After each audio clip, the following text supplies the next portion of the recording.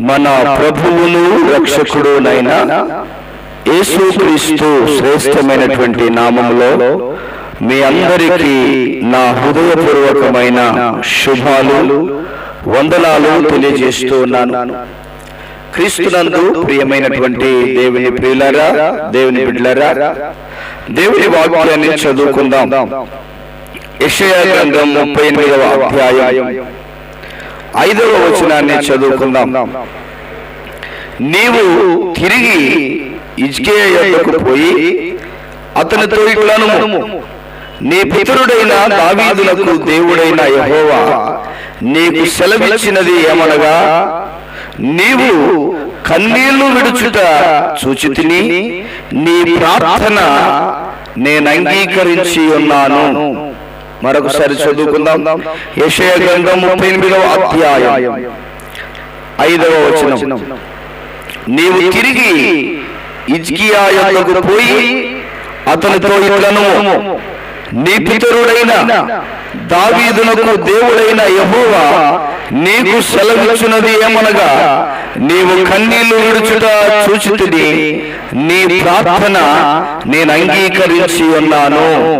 దేవుని పరిశుద్ధమైనటువంటి ఘనమైనటువంటి నామమునకు మహిమ కలుగునుగాక. క్రీస్తునందు నా ప్రియమైనటువంటి ప్రియమైన దేవుని బిడ్డలారా, దేవుని వాక్యము ఒక అద్భుతమైనటువంటి విషయాలను మనకు బోధిస్తూ ఉన్నది, మనకు తెలియజేస్తూ ఉన్నది.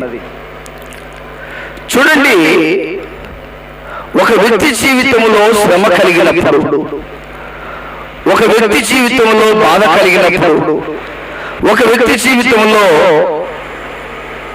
కష్టాల సుడిగుండాలలో ఉన్నప్పుడు వారు దేవుని సన్నిధిలో ప్రార్థించినప్పుడు, దేవుని సన్నిధిలో వారు కన్నీరు కార్చినప్పుడు దేవుడు వారి ప్రార్థన ఆలకిస్తాడు, ఆలకించగలిగిన దేవుడు.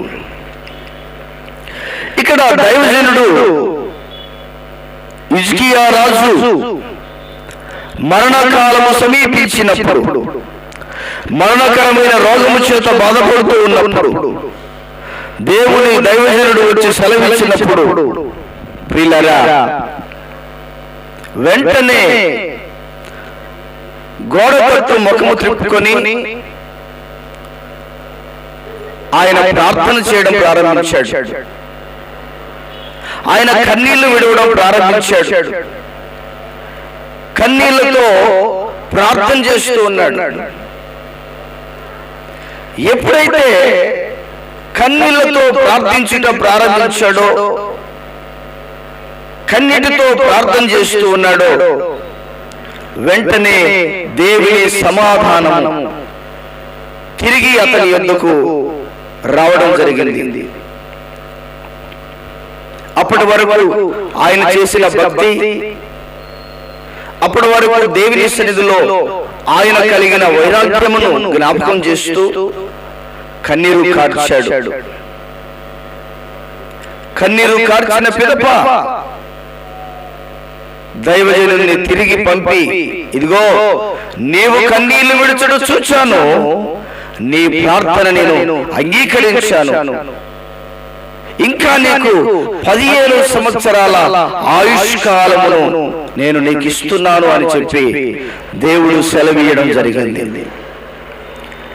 ఈ సందర్భంలో, ఈ సమయంలో ఈ మాటను ఎందుకు తెలియజేయడం జరుగుతుంది అంటే, ఎందుకు తెలియజేస్తున్నాను అంటే, దేవుడు మన కన్నీళ్లను చూసే దేవుడు, మన కన్నీటి ప్రార్థనను ఆలకించే దేవుడు అని తెలియజెప్పడానికి ఈ మాటను చదవడం జరిగింది.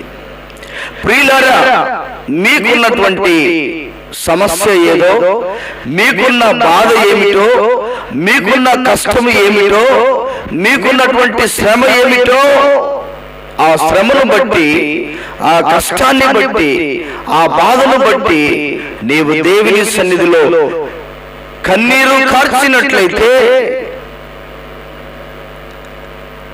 దేవునికి కన్నీటితో ప్రార్థన చేసినట్లయితే ఆయన ప్రార్థన ఆలకించి జవాబులు ఇస్తాడు. సమాధానం కొరకు ఎవరెవరినో వెతుకుతా ఉంటావు, ఎవరినెవరినో తెలుసుకుంటా ఉంటావు, ఎవరినెవరినో ఆర్జిస్తూ ఉంటారు. కానీ దేవుని సన్నిధిలో చేసే ప్రార్థన మనకు సహాయంగా ఉంటుంది, మనకు సహాయములు చేస్తుంది, మన పట్ల ఒక అద్భుతమైన కార్యాన్ని జరిగిస్తుంది, మన పట్ల ఒక ఆశ్చర్యమైన కార్యాన్ని జరిగిస్తుంది. కనుక నీ కన్నీటి ప్రార్థన వృధాగా పోదు. నీ కన్నీటి వేదన, నీ కన్నీటి ప్రార్థన దేవుడు ఆలకించేటువంటి దేవుడు, అంగీకరించే దేవుడు. ఇప్పుడు నీ కళ్ళ ముందు సమాధానము నీకు రాకపోయినప్పటికీ నీ కన్నీరు మాత్రము వృధా పోలేదు, వృధా కాదు. దానికి సమాధానం ఉన్నది. మీ కన్నీటి ప్రార్థన ఎదుట ఒక అద్భుతమైన కార్యము దాగి ఉన్నది, ఒక ఆశ్చర్యమైన కార్యము దాగి ఉన్నది అని మీరు తెలుసుకోవాలి. అద్భుతాలు చేయగలిగినటువంటి కన్నీటి ప్రార్థన, ఆశ్చర్యమైన కార్యాలు జరిగించగలిగేటువంటి కన్నీటి ప్రార్థన. కనుక ప్రియమైన దేవుని బిడ్డలారా, బైబిల్ గ్రంథంలో అనేకుల జీవితాల్లో మనం చూస్తూ ఉంటాం. హన్నా కన్నీటితో ప్రార్థన చేసింది, దేవుని సన్నిధిలో గోజాడింది, దేవుని సన్నిధిలో నిట్టూర్పులు విడిచింది. ఇశ్రాయేలు ప్రజలు నిట్టూర్పులు విడిచారు, ఇశ్రాయేలు ప్రజలు నిట్టూర్పులు విడిచారు, కన్నీరు కార్చారు. దేవుడు వారి కన్నీటిని చూచాడు, వారి నిట్టూర్పులు చూచాడు, వారి బాధను చూచాడు, వారి శ్రమను చూచాడు, వాళ్ళ కష్టాన్ని చూచాడు. దేవుడు దిగి వచ్చాడు. కనుక ప్రియులారా, నీకున్న సమస్యను బట్టి, నీకున్న వేదనను బట్టి, నీకున్నటువంటి ఇబ్బందిని బట్టి కన్నీటితో ప్రార్థన చేసినట్లయితే దేవుడు నీకు సమాధానమును అనుగ్రహిస్తాడు, నీకు సంతోషమును కలుగచేస్తాడు.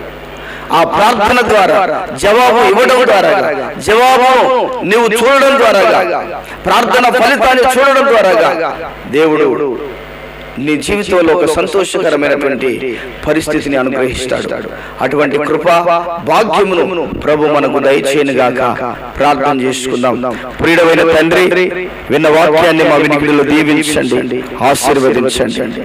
ప్రభా, విన్న వాక్యములో ఉన్నటువంటి సత్యాలను మేము ఎరుగునట్లుగా మీ కృప చూపించండి. ఎవరైతే కన్నీళ్ల మధ్యలో నలిగిపోతున్నారో వారి కన్నీళ్ల బ్రతుకును నాట్యముగా మార్చండి. వారి కన్నీటి బ్రతుకును నాట్యముగా మార్చండి నాయన. వారి అవసరాలను తీర్చండి, వారి అక్కర్లను తీర్చండి. వారికి ఉన్న ప్రతి సమస్య నుంచి విడుదల కలుగచేసి మీ నామమునకు మహిమను తెచ్చుకోమని వందనాలు, స్తోత్రాలు చెల్లిస్తూ యేసు నామములో అడుగుచున్నాము తండ్రి. Amen, amen, amen. దేవుడు మనలను దీవించి ఆశీర్వదించునుగాక.